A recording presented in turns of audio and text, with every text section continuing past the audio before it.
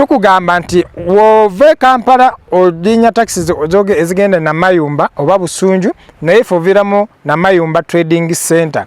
okuva Kampala okutuuka Namayumba ng'olinyidde mu taxi park ziri nusu 15 okuva Kampala mu taxi park up to Namayumba Trading Center 15 then ziri kilometers roughly 45 okubeera ng'otuuse Namayumba ojja kuba ovugira dakika 4 kwa 5 oba 1 hour kisinziira ku jam. So tukugamba nti okuva Namayumba Trading Center okujja ku estate yaffe gye tuliko wano we tuli oguzeewo puloti yo singa obeera oguzeewo wano ettaka lyo tuyitawo Budaali Estate wano we tuli estate eno bayitawo Budaali ziri just kilometers 3 okuva trading center up to one boda ya nusu 12 so which means wobanga ogame zikangendeke Kampala bangenda kola Kampala ojja kuba kosa nusu 7 okusobola okubeeranga otuuka wano ku site yaffe ya leero so estate eno twagitumye diaspora city oba ende obo ya Bonaza nti tubadde plots zino tuzitunda milioni 7.5 but twagambye nti naffe katuduzeeyo kuba na Uganda tubafuule ba landlord twabasaliddeko era nga tugenda gitunda milioni 7 zokka omuntu asasula cash ojja kuba wefunira ensawo za cement 3 bweddu mu mpeke ono twalese kugabula twandise kugabula sekukulu so wosasula cash milioni ningamba soko tutambule mpola twagala kumanya ettaka lyaffe twagala kugula ettaka sebo tutandike 5 ku 10 5 ku 10 milioni 7 bwenzireeta nenzikwa pai nga obusawo busatu obwa esawo zo za cement tuzikuwa mu cash oba ne tukuwa mu sente mpozi kyanja otangaza kuba tulaba abalungi nti ettaka lino tuli ku agreement oba kitwandise kabaka naye abantu mulina kuvaamu erifi egamba nti kyembalengenda kuzikwaba ogamba kabaka nga batandika Buganda Land Board kategenda kujjawo ebityo okay kati njagala kutegeeza gwe munaganda atulaba mwami Godfrey kimanyi bulungi nti nze real estate najingira 2012 mu real estate ntunza amataka nguziza nange nze kenyini ndi kubibanja bye nagula era kwenzimbi amaka gange n'ennyumba z'abapangisi so omuntu yenna okimanyi bulungi nti mu Uganda tulina amataka ganjawulo tulinamu 4 types of lands tulinamu agreement oba kitwandise kabaka tulinamu land title oba kitwandise private minor land tulinamu ettaka ly'ekika okay so ettaka lya Buganda oba kitwandise kabaka ekibiyise kabaka nti mukimanyi bulungi nti kabaka ettaka lya kabaka liri mayiro 9 so toyinza okungamba nti kabaka agenda kwata ku buli gudo mayiro 9 nga kyalo kike but this is just nga onogamba nti oba tugambe nti kiri how could we term it nti just because kabaka ya governing ya ruling Buganda kingdom so ekitiwe ekyo nti Museveni ye president wa Uganda wasoma neka tosobola gama Museveni ettaka lye waffe lyeriri wasoma bulungi so eri just eringa branding naye kati tuli mu Buganda kale exactly kati estate eno nga bwogiraba tulinako plots ezisuuka mu 3 nga bwoziraba wano bwetuti plots zino zonna ziri 5 ku 10 standard state zino plots zino wetuba tugula site zino feba estate dealers tusooka okugenda mu Buganda Land Board ne tuyita omukungu wa kabaka oba yes omukungu wa kabaka ne tufuna LOC ne tugula ettaka lino nga tuyise mu Buganda Land Board so gwe wenanga oyagala kufuna ettaka wano ffe saawa zino tujja kuwendagano yo epoloti yo teri muntu ali kusengula emyaka gyonna kwolibeera ku nsi n'abazukulu gwe woba ogambye nti nze nandyagadde okubeera ne bwannannyini ku ttaka lyange tugenda kugamba nti genda mu Buganda Land Board bagenda kuwa akaapa akakubeera nti gwe oli nannyini ku ttaka kitwandise private minor land naye nga n'oba togenze teri muntu agenda kujja aje ku ttaka kuno just ekiriwo nti image nti it is an agreement however tulina ne plots endala ez'ebyapa naye nga olwaleero specifically tuli mu kutunulira about agreement yes sir era tujja kugendayo tulabeeko ku yes era tujja kubaleetera plots z'ebyapa nabyo ku makubo ag'enjawulo nabo bazirabe sakita teoli yeepima agamba wano nsobolawo oba wano tusobolawo oba situsobola bimalayo byonna tetusobola bimalayo njagala omuntu osooka stili otubuulire apart from wane Namayumba Budaali we tuli estates zammwe endala ziriwa neyanza mwami Godfrey kuba kati yenga tayagala eno nga mibya ayagala samu tulina estates nyingi nnyo nga tusookedde ku Hoima Road wano ewakiso tulina wettaka 5 ku 10 liba lya milioni 4 ekyapa ne tujja wano enkoowe ninawo 5 ku 10 ebyapa amataka gonna genjogerako ebyapa bibeera ready just wogula futukuwa kyapa kyo transfer forms no ekyapa nokiza mumanyago so tulina nkoowe ku milioni 25 26 then tubeerawo na wano luwunya kyapa of course zona ziba decimals 11 ettaka zibeera decimals ebyapa we talking decimals then ne tuna wano luwunya still ku Hoima Road ku milioni 22 ate awalungi abagala ozimba ennyumba z'abapangisa n'amaduuka milioni 22 ofuna ekyapa kiri ready then wetutunula gamba milioni 22 nze bin confusing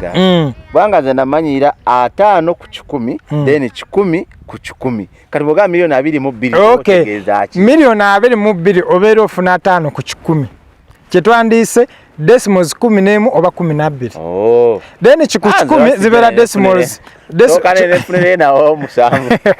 kati omugezi anti kati tuyita abagezi mu kuinvestinga kati okwata 5 ku 10 milioni 25 wano wetujja wano oba ogulamu puloti zo nga 3 kati puloti zo 3 wezirekayo myaka 3 myaka 3 nebe jibe 2 kati which means we put ogenda chuna milioni 15 so which means milioni approach such obo chunze milioni 45 so return on investment which means ebera profitable business chokola abantu abatandika okuinga mu real estate Mpola Mpola era nange bwetu bwe natandika nasoka ngangulanga kola ka project kange 5 ku 10 nenkasubula nenkateka nekagwa milioni 10 nenkalekawo myezi 5 mukaga nekatunda 12 13 so jukile takabuli bucha li appreciating value so enkulaakulana zonna developments ezijja ku site kadugambe new structures amasanyalazi amazzi always bibeera birinyisa ekifo ebbeeyi n'amakubo so katenga olaba estate yaffe eno already amasanyalazi tugenda galeeta amazzi wegali kwegamba buli kimu kiri well organized so omuntu teetaaga ogamba nti ate amasanyalazi ganaavaawa no this is a well established estate buli mu Uganda gyasobola okubeera nga aoningako property offer yaffe ekomadi offer tugenda gibawa for 2 months December 1st up to January 31st so onoba osuusa January 31st tugeze tujja kuba tulinyiza be milioni 8 kitundu ne mwenda kinasinza because kati waliwo betugenda tandika ozimbirako already abaguzeewo payment process ziri zitya neyanza mami Godfrey payment method nga wamanyi nti tutunuulira nnyo omuntu wa wansi tetutunuulira nnyo kulemesa muntu twaba n'enkola za mirundi ebiri nga wenkugambye nti alina cash osasula milioni 7 tukuwa ensawo za sementi 3 n'endagaano yo ne receipt yo ne n'akaapako oba ka sketch then atalina cash agamba nze nandibadde ne milioni zange 5 tugenda kuguza tukole oba 3 anti kati nga bw'omanyi nti ffe abasuubuzi b'ettaka tutunuulira nnyo okugyawo ka ssente tuka investing awalala because if tubeera we are just multiplying tuwa only 2 month period kweno estate okubeera ng'omuntu amazeeyo balance so oyinza ogamba nze estate masaba nandyagadde naye ndinawo milioni 3 oba 4 then tugamba nti balance tumagala mu myezi emeka ebiri naye era tetugala nagana emyezi ebiri woweeyama negigaana si kyetugenda kwongera emyezi emirala emeka because tutegeera eno business nti omuntu asobola okuba mukama we tamusasudde oluusi abadde alina byatunda tebitambudde tetugenda agamba nti tugenda kujjako ettaka kyenjagala omanye nti ettaka lino woba oliguze tewali muntu agenda okwefuulira nti tuzemu kulitunda ebyo bikolebwa bano abantu abalina kapuloti kamu bubiri but this is a real estate company to investingemu a lot of money so tetusobola kukola because tuba tukipinga plan lawyers webali then ekirala kyenjagala tangaza kumunayo atulaba ayagala estate eno nti enkola tulina ya mirundi ebiri y'okuwandiika endagaano nga bwe nkugambye mu kusooka nti ffe tuba tugula ero saabeera n'omukungu wa Kabaka so kati ffe tuba tutunda puloti tukolera mu office zaffe because company yonna ebeera eri fully registered ekkiriza okolera omuntu endagaano then gwayagala stamp ya LC tugenda kukolera endagaano tukugambe janguwa LC ku kyalo omwe 5,000 akutereko stamp to be contented manya abantu abasinga abalowooza nti aba aguze puloti nga tekuli LC aba taguze kitu tasobola asenguka era wabairako omuntu omulala omuki at least abeera nga caretaker oba katugamba afudde balonda omulala olwo sabeera wa kitundu tasobola kusenguka nawaba afudde era wabeera omulala amuddira mu bigere. Kati waliyo omuntu atulaba saawa zino nga maybe ali bweru abadde tamanyi nti waliwo opportunity naye ayagala tandika sasula oba ayagala sindika sente akola atya saawa zino process eyo ayitira mu banka asobola okukubira direct oba n'oyo atulabira wano mu Uganda offices ziriwa? Neyanza Mwami Godfrey. Offices zaffe zisangibwa Kawempe ku 5 ekizimbe bakiyita Kihondwa Plaza room F09 era tukola from Monday to Saturday 8 am to 6 pm. Tulina payment method ez'enjawulo. Tulina account mu Centenary, tulina account mu Bank of Africa, ate tulina account mu Equity bank. Then netubeerawo ne mobile money. Waliwo abakozesa Sendwave, waliwo abakozesa MoneyGram, waliwo abakozesa money transfer abali e Saudi, waliwo abakozesa mobile money direct. Naye ekisinga obukulu ndowooza Mwami Godfrey kyandibadde better omuntu n'ajja mu inbox yange because nambuulira wawa asinziridde waba ali interested ne tumubuulira payment method. However woba olina omuntu wo musindika ajje ku office zaffe Kawempe aje tusooke tumulambuze ettaka emmotoka za kampani weziri tumulambuze naye ekyogula okirabeko. Anti kati nze experience yange ngifunye nnyo mu construction nti nkoze ne kampani z'amaanyi omuli z'abayindi abaarabu ne bana Uganda. So experience jenina nene nekirala waliwo omuntu nga alina plot katugambe 5 ku 10 naye nga ayagala ateekamo kalina nga 2. Oyinza okuba nga plot ogirina naye nga tomanyi kijjaamu yensonga lwaki abakugu tugirawo. Ate nekirala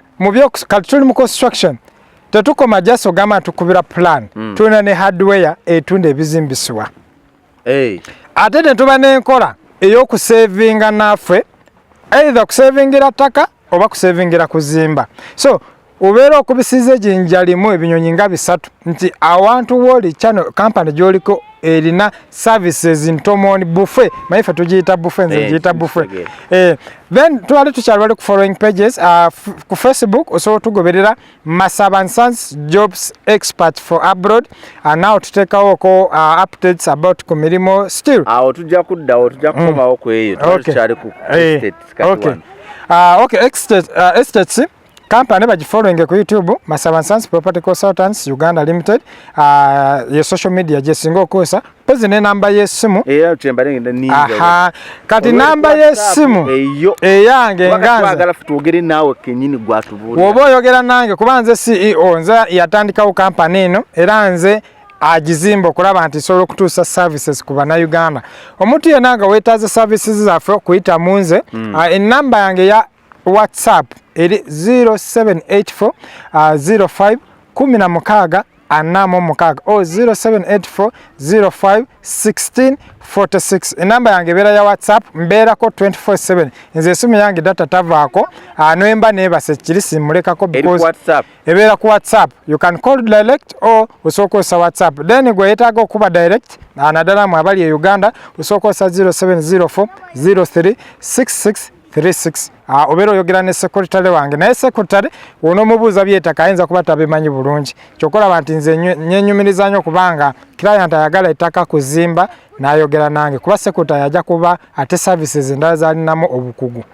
Yes, so briefly nga tukati nga tumaliriza abantu jagala demo bajjukize project tulina wano za Amerika 5 ku 10 10 ku 10. Wano wetu tuli Budali Estate Namayumba Wakiso District 5 ku 10 mu Uganda. Njagala wewangule proton ku milioni 7 zokka ofune estate enjoyote bulungi nawe nga bwogirabye plot ziri standard ku milioni 7 ayagala 10 ku 10 zijja kuba milioni 14. Nawe ayagala mu maaso ayagala ekola amaduuka gwoba ojja tuteramu emitwalo 5 zibe milioni 7 kitundu ayagala ekola amaduuka. However abagala eno mabega kwebaka kuteekawo masomero kulundirawo any project ojja kuba ofuna ku milioni 7 zokka ssebo. Okay. Yes sir. Nsaba abantu abatulaba basibuleko. Tweyanziza nnyo mwina abali kutumwebaze page Facebook, YouTube, namwe abali ku Alex Masaba, Masaba & Sons, Property Consultants Uganda Limited ku YouTube. Tubebaza nnyo, mwebalo twagira, mwebalo kuberanga mwongere ejinja ku muntu wa wansi. Manyi engombo yange ngamba shared prosperity model. Okwagaliza okusharinga kyemanyi nawe kyomanyi kye kisobola okututwala mu maaso. Ekyo kirungi ate abala tebagala kisharing. Anti katoyo tosobola kukulaakulana ng'oli bw'omu. If you want to build wealth you have to make partnership. Kye kisinga omuntu yenna ng'agala okukulaakulana olina okuba ng'ozimba obugagga n'emikwano abantu b'ebugagga. Tosobola kukola business bw'omu no succeedinga, tosobola kubeera nanyini company ng'olina kyemalire n'osobola okuba ng'omalako. Okay. Masaba & Sons bazimba osobola obeebuuzaako ku ky'okuzimba. Exactly. Batunda amataka balina hardware ebizimbisibwa byonna nga bwakiyise nti buffet.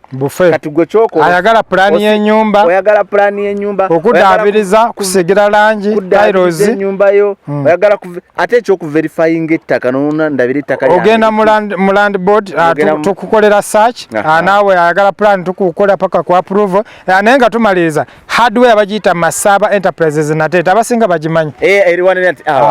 njitegedde. So awo wonna okumpi. Then oliwo aba ayagala okusavinga naffe nga ayagala puloti agigule after 1 year. Neyo enkola tugirina osavinga naffe. Tulina projects za mirundi 3 naddala abantu enkola y'abantu bali mu diaspora okusinga. Tulina projects za mirundi 3 twagamba nti Fuka landlord ne Masaba. So twagamba nti tugenda leetawo plots estates ng'osavinga buli mwezi naddala mwe no twatandika of course enkola kati this is the 3rd project because kituno nakitandika nga nkyali kata era abantu ne bateekamu obwesigwa ne mbaterekera ssente n'ekoma ku ground n'engula ettaka. Savinga meka omwezi. Tulina project esooka twatunula omuntu wa wansi asookerwako futa 5 kwa 5. Eyo ploti iba nene eno ejjamu ennyumba ya bisenge 3. Ayagala ozimbira emizigo gy'apangisa ejjamu dabulumuzi 3 ku 4. Twagamba nti 5 kwa 5 tugenda gigula Kanyanda abantu abakwata ku Semto Road ku milioni 4.5 which means buli mwezi osavinga mitwalo 37 n'ekitundu. So tulina WhatsApp group y'aba landlords osasula mitwalo 10 membership ne tukuteeka mu group. Buli sente zonna z'osasula tukuwa receipt ne tugisindika mu group nawe tujisubira ati nkole enungi nawe. Then ne tuba ne project y'okubiri 5 ku 10 era ejja kubeera Bombo Kalule ku milioni 7 n'ekitundu. Buli mwezi ajja kuba savinga mitwalo 59 oba roughly mitwalo 6 okumala omwaka. Tutandika January 2023 to December 2023, then January 2024 oba February nga buli omu afuna ettaka lye. Omanyi lwaki twagamba nti tukolere wamu sako nti wetujja kati nga wano ne mubanga muli abantu nga 30 muguze eka zammwe 3 olwedde muba mukoze ekibuga kyamwe wano. Then tuba ne project yokusatu atugenda agula ettaka Kachiri oba Gobero abantu aba Hoima Road still ku milioni 15 ojja kuba ofuna ekyapa 5 ku 10 n'akakadde kamu aka transfer nezibeera milioni 16. Omwezi obeera otereka milioni 1 n'emitwalo 34 okumala omwaka nawe n'ofuuka landlord. So nawe ayagala okuzimba tugambe enkola tugirina wetukubira plan obaona plan yo ne tukola biochu osobola osindika sente ne tubanga tusavingira ezo materials wezikwayo ffe tugamba aka tugende tutike materials tutwale ku site ya client ezo oba olina abazimbi bo oba oyagala otuwa omulimu tukuzimbira. Okay. Masaba & Sons Property Consultants and Construction Ug.Ltd. Kyenkugamba nti ye company kati gye tuyina gye twesiga ate naddala omuntu